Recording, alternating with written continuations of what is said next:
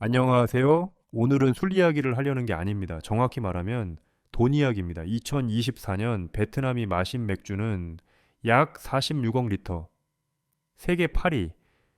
이건 취향의 문제가 아닙니다. 이건 한 나라의 소비가 어디로 흐르는지를 보여주는 지문입니다. 46억 리터가 뭐 대수냐고요? 그럼 이렇게 바꿔보죠. 이건 수십억 개의 캔이고 수십억 번의 계산서이며 수십억 번의 한 잔만이 남긴 흔적입니다. 그리고 이런 규모가 되면요. 맥주는 더 이상 음료가 아닙니다. 현금이 흘러가는 강입니다. 수많은 사람의 월급과 가게의 매출과 세금과 광고비가 한 번에 묶여 움직이는 거대한 강. 하지만 강에는 늘 두 얼굴이 있죠. 강은 도시를 살립니다. 동시에 강이 넘치면 도시를 잠기게 합니다. 베트남의 맥주 소비가 보여주는 건 즐거움만이 아닙니다. 그 뒤엔 아주 조용한 질문이 있습니다. 왜 하필 지금 이 정도로 많이 마실까요? 그 돈은 누구를 살리고 누구를 무너뜨릴까요? 그리고 가장 중요한 질문. 이 소비는 성장일까요? 아니면 새어 나가는 숨은 GDP일까요? 오늘 그 강의 흐름을 따라가 보겠습니다. 탁자 위에서 돌아가는 경제, 그리고 그 탁자가 흔들릴 때 벌어지는 일. 도대체 무슨 일이 벌어진 걸까요? 어떻게 탁자가 경제가 되었나 베트남을 이해하려면 베트남의 낮만 보면 안 됩니다. 베트남의 밤을 봐야 합니다. 낮에는 공장과 사무실이 돌아갑니다. 오토바이가 흐르고 가게가 열리고 건설 현장이 울립니다. 그런데 밤이 되면요. 도시는 다른 언어를 씁니다. 그 언어는 종종 맥주 거품 같은 소리를 냅니다. 처음부터 그랬을까요? 아닙니다. 어떤 문화든 갑자기 생기지 않습니다. 시간이 쌓여서 이 당연한 것이 되고 그 당연함이 경제를 만듭니다. 베트남의 술자리는 종종 관계라는 이름을 달고 있습니다. 친구와의 관계, 가족의 관계, 일터의 관계, 거래처의 관계, 그 관계가 견고할수록 좋겠죠. 그런데 문제는요, 관계가 견고해지는 방식이 꼭 건강한 방식만은 아니라는 겁니다. 베트남의 도시화는 빠르게 진행됐습니다. 도시가 커지면 기회가 늘어납니다. 하지만 동시에 사람은 더 혼자서 버텨야 합니다. 경쟁이 커지고 이사와 이동이 늘고 내 편이 줄어듭니다. 그래서 사람들은 찾습니다. 가장 싸게, 가장 빨리 우리 편을 만들어주는 장소를요. 그 장소가 어디냐고요? 가끔은 카페입니다. 가끔은 공원입니다. 하지만 많은 경우 그건 플라스틱 의자가 깔린 가게 앞입니다. 값이 싸고 사람이 모이고 시간이 느슨해지고 말이 많아지는 곳. 맥주는 그곳에서 화폐처럼 작동합니다. 한 잔을 사면요. 당신은 자리를 삽니다. 두 잔을 사면 당신은 분위기를 삽니다. 세 잔을 사면은 당신은 우리를 삽니다. 그리고 어느 순간 술을 안 마시면 우리 밖으로 밀려납니다. 여기서 중요한 건 하나예요. 문화가 경제가 되는 순간은 바로 이런 때입니다. 사람들이 선택이 아니라 의뢰로 소비하기 시작할 때, 베트남의 맥주 문화는 외국인의 눈에는 활기차고 따뜻하게 보일 수 있습니다. 웃음소리, 음식, 친구, 그리고 빠르게 채워지는 잔. 하지만 현지인의 삶을 들여다보면 그 웃음 아래에 다른 감정들이 섞여 있습니다. 먼저 버텨야 한다는 감정, 다음으로 뒤처지면 안 된다는 감정, 그리고 거절하면 관계가 깨질지도 모른다는 감정. 이 감정들은 맥주를 더 강하게 만듭니다. 알코올 도수 때문이 아니라요. 사회적 도수 때문입니다. 이 사회적 도수는 특히 직장 문화에서 힘을 발휘합니다. 회식은 단순히 술자리가 아닙니다. 회식은 조직의 온도계입니다. 누가 초대받는지, 누가 자주 부르는지, 누가 끝까지 남는지, 누가 웃는지, 모두가 관찰되고 모두가 평가되는 작은 무대. 그리고 그 무대의 입장권이 맥주라면요, 거절은 용기가 아니라 리스크가 됩니다. 여기서 또 하나. 베트남의 경제 구조는 길거리 상권과 소상공인의 비중이 큽니다. 작은 가게가 많고 작은 가게가 살아야 동네가 삽니다. 맥주는 그 작은 가게에 즉시 매출을 만들어주는 가장 쉬운 상품 중 하나입니다. 음식은 재료가 필요하고 시간이 걸립니다. 하지만 맥주는요, 차갑게만 해두면 바로 팔립니다. 빠르게 팔리고 현금이 돌아오고 다시 물건을 사오게 합니다. 이렇게 해서 맥주는 도시의 밤을 먹여 살립니다. 그런데 밤이 도시를 먹여 살리는 동안 도시는 밤에 의존하게 됩니다. 이 의존이 커지면 맥주는 단지 유행이 아니라 생활의 구조가 됩니다. 그리고 구조가 되면요, 규제 하나로 사라지지 않습니다. 세금 하나로 줄지 않습니다. 그 구조가 만든 욕구와 불안을 다른 무엇이 채워주지 않는 한 사람들은 다시 맥주를 찾습니다. 이제 진짜 질문으로 들어가 보죠. 46억 리터는 얼마나 큰 돈일까요? 숫자를 돈으로 바꾸는 순간 맥주는 갑자기 무겁게 보이기 시작합니다. 46억 리터를 현금의 강으로 해부 46억 리터를 많다라고만 말하면 아직 감이 오지 않습니다. 그래서 우리는 이걸 경제의 언어로 바꿔 보겠습니다. 먼저 물량을 이미지로 바꿔 보죠. 캔, 병, 상자, 트럭, 편의점에 30ml 캔으로만 쌓는다고 상상해 보세요. 그 캔이 수십억 개입니다. 당신이 하루에 하나씩 마셔도 평생 다 못 마실 수준의 숫자죠. 이건 단순한 음료 소비가 아니라 생산, 유통, 소비, 세금이 한 번에 엮인 거대한 체계입니다. 자, 이제 돈입니다. 맥주는 어디서 마시느냐에 따라 가격이 완전히 달라집니다. 골목의 작은 가게, 노점, 동네 식당, 편의점, 슈퍼마켓, 그리고 고급 라운지. 같은 맥주라도 장소가 바뀌면 가격은 두세 배, 다섯 배가 됩니다. 그래서 우리는 한 가지 정답을 말할 수 없습니다. 하지만 경제 분석에서는 정답보다 중요한 게 있죠. 범위입니다. 그리고 그 범위가 충분히 크면 사회는 그 자체로 의미가 있습니다. 아주 보수적으로 잡아도 46억 리터는 수십조 동을 넘어갑니다. 현실적인 평균을 넣으면 100조 동 단위를 가볍게 밟습니다. 여기서 중요한 건 하나예요. 이 돈은 맥주 회사만의 돈이 아니라는 겁니다. 맥주 한 잔에는 생각보다 많은 산업이 붙어 있습니다. 먼저 원료가 있습니다. 메가, 홉, 효모, 그리고 물. 메가와 홉은 국제 시장과 연결되어 있습니다. 국제 가격이 흔들리면 원가가 흔들리고 원가가 흔들리면 기업은 선택을 합니다. 가격을 올릴지, 용량을 줄일지, 할인을 줄일지, 광고를 더 세게 할지 여기서 시장의 본능이 드러납니다. 사람들은 술값이 오르면 무조건 끊을까요? 그렇지 않은 경우가 많습니다. 술은 단순한 상품이 아니라 감정과 습관에 붙어 있기 때문입니다. 그래서 기업은 가격을 올리면서도 다른 쪽에서 싸게 느끼게 만드는 기술을 씁니다. 큰 병을 내놓고 묶음 할인을 하고 시즌 이벤트를 걸고 축구 경기와 연결하고 친구와 연결하고 함께라는 말을 더 크게 씁니다. 다음은 포장입니다. 캔이면 알루미늄, 병이면 유리, 라벨이면 인쇄, 상자면 종이. 여기서 산업의 그림이 더 커집니다. 캔 제조, 병 제조, 물류, 창고, 냉장 장비. 맥주는 차가워야 팔립니다. 그래서 냉장고가 필요합니다. 냉장고는 전기를 먹습니다. 전기는 비용입니다. 비용은 다시 가격으로 돌아갑니다. 이렇게 맥주는 에너지, 물류, 포장 산업까지 연쇄적으로 건드립니다. 그리고 마지막 가장 큰 고리, 현장입니다. 술집, 식당, 노점, 클럽, 그곳에는 사람이 있습니다. 서빙하는 사람, 주방에서 일하는 사람, 정리하는 사람, 새벽에 청소하는 사람. 그들에게 맥주는 하루 매출의 축입니다. 이쯤 되면 맥주는 소비가 아니라 고용의 일부가 됩니다. 그런데 문제는 고용의 일부가 되는 순간 사회는 더 어려운 선택을 해야 합니다. 맥주를 줄이자고 말하면 누군가는 건강해집니다. 하지만 누군가는 매출이 줄고 누군가는 일자리가 흔들립니다.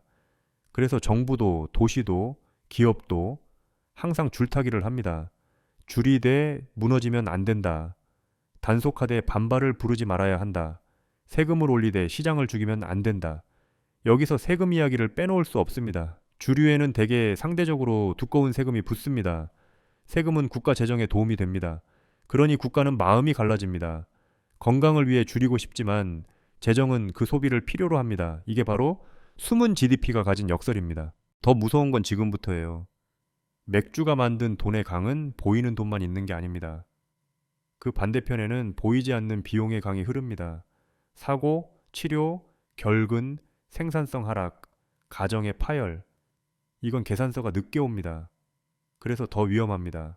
자, 그럼 실제로 이 강이 어떻게 사람들을 끌어당기는지 사회와 마음의 구조로 들어가 보겠습니다. 왜 한 잔이 의무가 되나? 사람은 보통 행복해서 술을 마시기도 하지만 불안해서 술을 마시기도 합니다. 베트남의 도시가 커질수록 불안은 더 정교해졌습니다. 예전엔 먹고 사는 것이 불안이었다면 이제는 뒤처지는 것이 불안입니다. 뒤처지면요, 도시에서 존재감이 희미해집니다.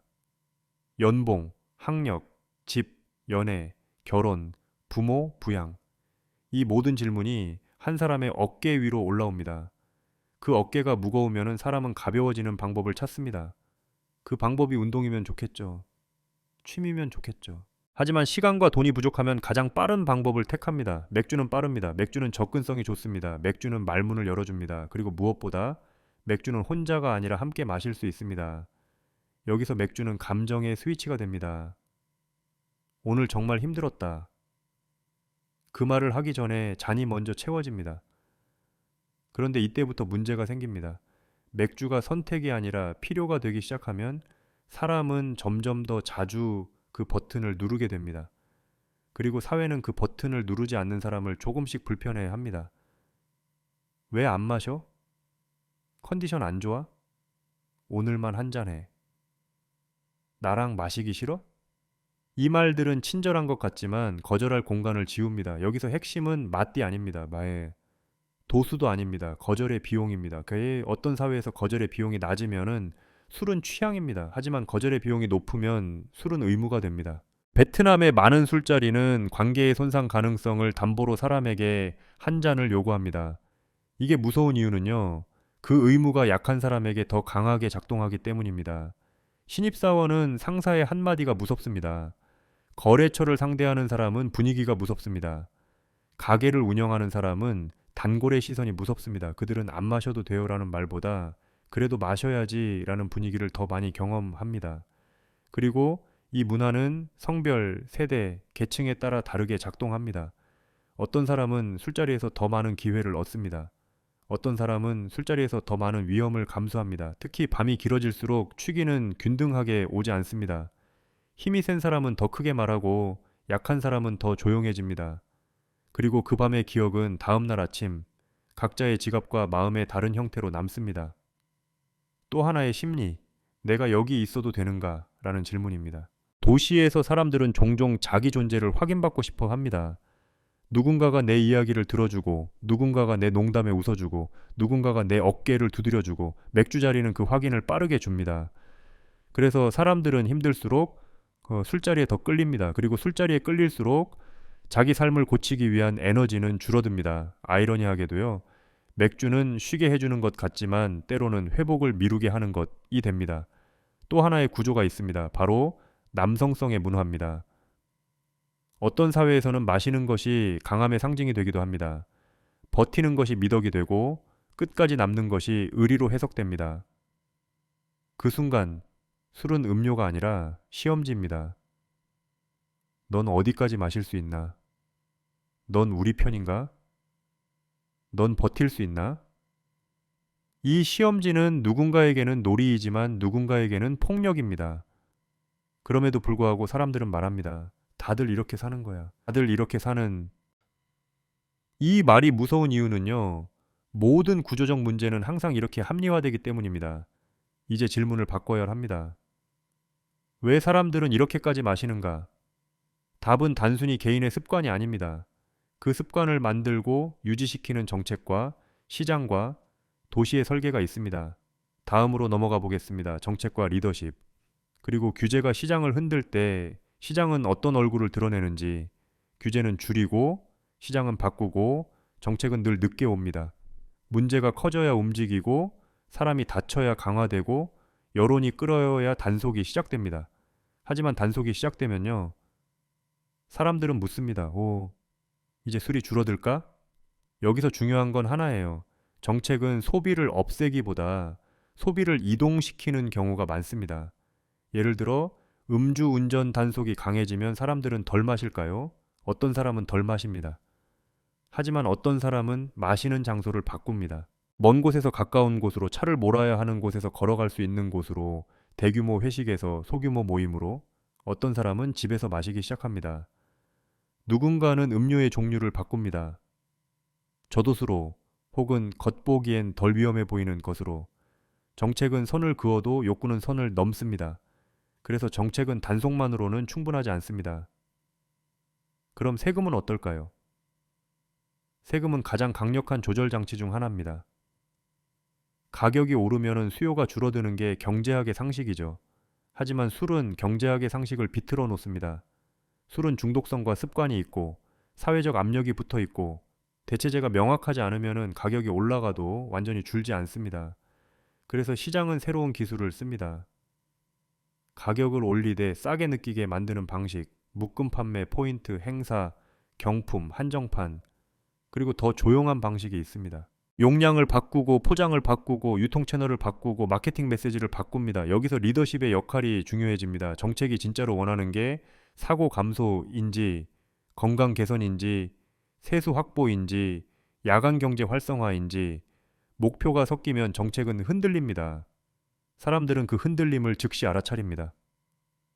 그리고 시장은 그 틈을 파고듭니다. 도시는 또 다른 선택을 해야 합니다. 야간 경제를 키우면 일자리가 생깁니다. 관광이 생깁니다. 가게가 살아납니다. 하지만 동시에 야간 경제가 커질수록 알코올 관련 사고와 비용도 커질 수 있습니다. 도시가 밤을 설계한다는 건요, 단지 조명을 설치하는 게 아닙니다. 그 밤의 이동, 그 밤의 안전, 그 밤의 응급 체계, 그 밤의 음주 문화까지 함께 설계해야 합니다. 그런데 현실은 어떨까요? 도시는 종종 활기만 보고 그 활기의 비용은 뒤로 미룹니다. 응급실이 감당하고 가족이 감당하고 개인이 감당합니다. 이때 사회는 보이지 않는 세금을 내는 셈입니다. 그리고 리더십은 한 가지 질문을 피할 수 없습니다. 우리는 밤을 살리기 위해 낮의 생산성을 포기하고 있는가? 이 질문은 불편합니다. 그래서 정치와 정책은 항상 한 발 늦게 답합니다. 더 무서운 건 정책이 강해질수록 음성화가 늘어날 가능성입니다. 규제가 늘어나면 어떤 시장은 더 투명해지지만 어떤 시장은 더 어두워집니다. 불법 유통, 가짜 술, 비정상적인 유통망, 이런 것들은 정책의 부작용으로 커질 수 있습니다. 그래서 정책의 목표는 금지가 아니라 전환이어야 합니다. 사람들이 술을 덜 찾게 만드는 건 술을 때리는 것이 아니라 술이 담당하던 기능을 다른 것으로 대체하는 겁니다. 외로움을 대체할 공동체, 스트레스를 대체할 여가, 관계를 대체할 문화. 그렇지 않으면요, 46억 리터는 줄지 않습니다. 그저 형태만 바뀝니다. 이제 결과를 보겠습니다. 46억 리터가 사람들의 일상에 남긴 흔적, 가장 차갑고 가장 현실적인 부분입니다. 맥주가 남긴 생활의 균열 맥주 경제는 돈을 돌게 합니다. 그건 사실입니다. 하지만 돈이 돈을 돌게 하는 동안 맥주는 다른 것을 빼앗습니다. 먼저 시간입니다. 마시는 시간, 이동하는 시간, 그리고 다음날 회복하는 시간. 개인에게는 하루가 좀 피곤한 정도로 보일 수 있습니다. 하지만 사회 전체로 보면요, 이건 거대한 시간 손실입니다. 생산성이라는 단어는 차갑죠. 하지만 우리는 차갑게 말해야 합니다. 그 시간이 누적되면 기업은 비용을 내고 국가는 성장의 속도를 잃습니다. 다음은 건강입니다. 술은 몸을 늙게 합니다. 간, 심혈관, 수면, 정신건강, 그리고 사고 위험. 우리는 여기서 누군가의 개인 선택을 비난하려는 게 아닙니다. 문제는 규모입니다. 규모입니다.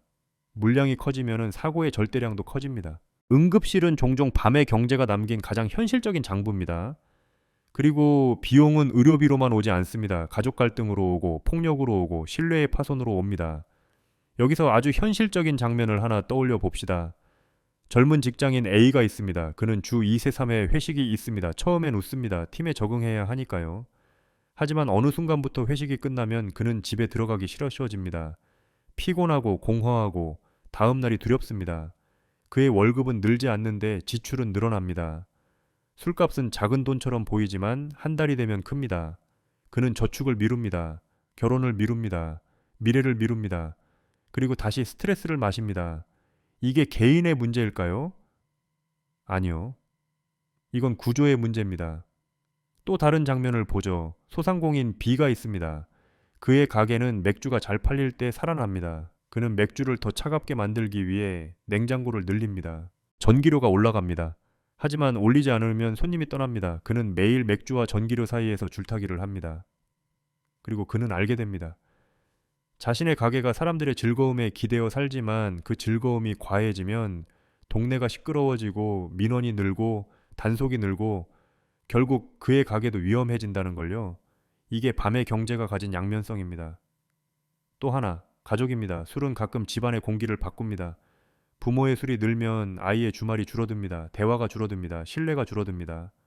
가정은 큰 사건이 아니라 작은 반복으로 무너집니다. 오늘도 늦어. 오늘도 술이야. 오늘도 약속이 깨졌어. 이 작은 반복들이 아이의 마음에 기본값으로 남습니다. 그리고 사회는 그 기본값을 다시 다음 세대로 넘깁니다. 마지막으로 불평등입니다. 맥주 소비는 계층에 따라 의미가 달라집니다. 부유한 사람에게 술은 취향과 경험이 될 수 있습니다. 하지만 가난한 사람에게 술은 현실을 잠깐 지우는 도구가 되기 쉽습니다. 같은 맥주가 누군가에게는 파티이고 누군가에게는 탈출입니다. 그래서 맥주 경제가 커질수록 사회는 한 가지 질문을 피할 수 없습니다. 우리는 즐거움을 늘리는가 아니면 도피를 늘리는가? 이 질문은 불편합니다. 하지만 불편한 질문이 현실을 바꿉니다. 이제 마지막으로 미래를 보겠습니다. 46억 리터는 앞으로 줄어들까요? 늘어날까요? 우리는 어떤 시나리오를 선택하게 될까요? 나쁜 미래, 보통 미래, 좋은 미래, 미래는 하나가 아닙니다. 세 개의 그림으로 나눠 보겠습니다. 먼저 가장 어두운 그림입니다. 도시의 비용이 커지고 집값과 생활비가 오르고 불안이 커집니다. 사람들은 더 피곤해지고 더 자주 꺼야 할 스위치를 찾습니다. 이때 술은 더 쉬운 도피가 됩니다. 단속이 있어도 사람들은 방식만 바꿉니다. 집에서 마시고 조용히 마시고 더 싸게 마시고 더 빨리 취합니다. 총량은 크게 줄지 않습니다. 사회 비용은 오히려 늘 수 있습니다. 왜냐하면 관리되는 술자리가 줄고 관리되지 않는 술자리가 늘기 때문입니다. 다음은 보통의 그림입니다. 규제와 단속이 어느 정도 효과를 냅니다. 음주 운전은 줄고 큰 회식은 줄고 기업은 조금 더 조심합니다. 사람들은 술을 완전히 끊지는 않지만 더 적게 더 분산해서 마십니다. 저도수, 무알콜 같은 시장이 커지고 편의점과 가정 소비가 더 커집니다. 이 경우 산업은 살아남습니다. 세수도 유지됩니다. 사회 비용도 일부 줄어듭니다. 하지만 여기에는 조건이 있습니다. 거절의 비용이 낮아져야 합니다. 술을 안 마셔도 관계가 유지되는 사회. 그게 되지 않으면 총량은 언제든 다시 올라갑니다. 마지막은 가장 좋은 그림입니다. 정책이 금지가 아니라 대체를 설계합니다. 도시는 야간 경제를 키우되 술에만 의존하지 않습니다. 음악, 스포츠, 문화, 안전한 이동, 그리고 건강한 커뮤니티. 기업은 회식 대신 유연한 복지와 낮의 여가를 제공합니다. 사람들은 스트레스를 술 말고 다른 방식으로 푸는 법을 배웁니다. 이때 맥주는 사라지지 않습니다. 다만 제자리를 찾습니다. 삶의 중심이 아니라 삶의 한 모서리로. 여기서 핵심은 단 하나입니다. 사람들이 덜 불안해질수록 술의 필요는 줄어듭니다. 술은 원인이 아니라 종종 증상입니다. 그 증상을 줄이려면 개인을 혼내는 방식이 아니라 사회 구조를 고치는 방식이 필요합니다. 이제 끝으로 갑니다. 마지막 질문을 남기겠습니다. 2024년 베트남은 46억 리터를 마셨습니다. 세계 8위. 이 숫자는 활기와 성장의 증거일 수도 있습니다. 동시에 불안과 압력의 증거일 수도 있습니다. 맥주는 돈을 돌렸습니다. 일자리를 만들었습니다. 밤을 밝게 했습니다. 하지만 그 반대편에서 시간을 빼앗고 건강을 갉아먹고 가정의 공기를 바꾸기도 했습니다. 그래서 저는 여러분에게 질문을 남기고 싶습니다. 베트남이 더 성장한 뒤에도 우리는 여전히 탁자 위의 공동체에 기대야 할까요? 아니면 이제 술 없이도 연결될 수 있는 사회로 한 걸음 옮겨갈 수 있을까요? 여러분은 어떻게 생각하십니까? 댓글로 의견을 남겨주세요. 오늘 이야기 도움이 되셨다면 좋아요와 구독, 알림 설정으로 함께 해주세요. 다음 영상에서는 세금과 단속이 강해질수록 시장은 어디로 이동하는가, 그 숨은 경로를 더 깊게 파헤쳐 보겠습니다.